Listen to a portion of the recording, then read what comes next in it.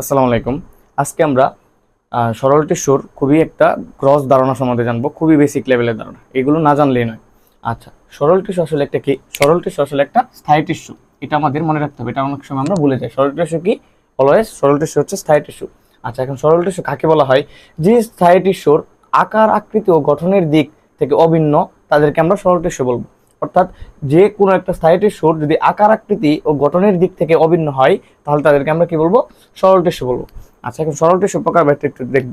দেখো, সরল টিস্যু কয় ধরনের হয়ে থাকে? তিন ধরনের: প্যারেনকাইমা, কোলেনকাইমা এবং স্ক্লেরেনকাইমা। স্ক্লেরেনকাইমা আবার হচ্ছে দুই ধরনের কোষ থাকে, এবং হচ্ছে ফাইবার এবং স্ক্লেরাইট। আচ্ছা, এখন প্যারেনকাইমাকে আমরা মজা করে নাম দিয়েছি বাচ্চা, আর কোলেনকাইমাকে দিয়েছি যুবক, এবং স্ক্লেরেনকাইমা দিয়েছি বৃদ্ধ। আচ্ছা, প্যারেনকাইমাকে কেন বাচ্চা দিয়েছি? কারণ হচ্ছে দেখো, বাচ্চাদের কি শরীরের ত্বক কি থাকে? একটু পাতলা থাকে। এই কারণে দেখো, এই প্যারেনকাইমা যে আছে তাদেরও পাতলা প্রাচীর যুক্ত। আচ্ছা, এখন আমরা যুবক কেন বললাম কোলেনকাইমাকে? কারণ কোলেনকাইমার কি থাকে? একটু পুরু প্রাচীর থাকে। তার মানে কি, যারা একটু বাচ্চা থেকে একটু বড় হয়, যুবক লেভেলের হয়, তাদেরকে একটু চামড়া পুরো থাকে। আচ্ছা, এখন আমরা আসি স্ক্লেরেনকাইমা। স্ক্লেরেনকাইমাকে কি বললাম? বৃদ্ধ বললাম। কেন? কারণ বৃদ্ধদের চামড়া একটু মোটা থাকে, মানে অনেক বয়স হয়ে যায়। আচ্ছা, তার মানে কি, আমরা তো এই যে দেখো, শক্ত, লম্বা ও পুরু প্রাচীর যুক্ত স্ক্লেরেনকাইমা। আচ্ছা, এখন প্যারেনকাইমার প্রধান কাজটা কি? প্যারেনকাইমার প্রধান কাজ হচ্ছে দেহ গঠন করা।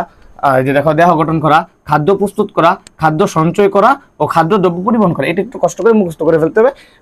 আর হচ্ছে জলজ উদ্ভিদে কি দেখা যায়? এরেনকাইমা দেখা যায়। এরেনকাইমা জিনিসটা কি? বড় বড় বায়ুকোষে যুক্ত থাকে, এদেরকে আমরা এরেনকাইমা বলবো। এই যে দেখো, প্যারেনকাইমার চিত্রটা দেখো, এই যে এটা হচ্ছে কোষ প্রাচীর। এই যে দেখো, এখানে হচ্ছে নিউক্লিয়াস থাকবে কোষের ভিতরে, অর্থাৎ প্রোটোপ্লাজম থাকবে, তারপর অন্তঃকোষীয় এই যে এটা ফাঁক থাকবে।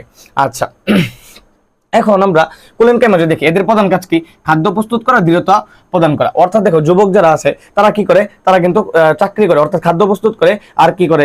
ফ্যামিলিতে একটু দৃঢ়তা প্রদান করার চেষ্টা করে। এর ঠিক সেম টু সেম ভাবে এর কাজ কি? খাদ্য প্রস্তুত করা এবং দৃঢ়তা প্রদান করা। আর পাতার শিরা ও পত্রবৃন্তে এদের দেখা যায়, এটা একটু মুখস্থ করে নিতে হবে। আর এই যে দেখো, এদের কোষগুলো কিন্তু একটু কোণাকৃতির হয়ে থাকে, দেখেছো? লম্বাটাও কোণাকৃতি। এদের কি থাকবে? কোষপ্রাচীর থাকবে এবং ভিতরে নিউক্লিয়াস থাকবে, অর্থাৎ এদের প্রোটোপ্লাজম থাকবে। আর স্ক্লেরেনকাইমা কি হয়েছে? স্ক্লেরেনকাইমা তো শক্ত, লম্বা ও পুরু প্রাচীর যুক্ত বললামই। এদের প্রধান কাজ কি? খাদ্য সঞ্চয় করা ও দৃঢ়তা প্রদান করা। আচ্ছা, তার মানে দেখো, স্ক্লেরেনকাইমা কি করবে? শুধু খাবে। তাদের কি? খাদ্য শুধু সঞ্চয় করে, এর প্রধান কাজ।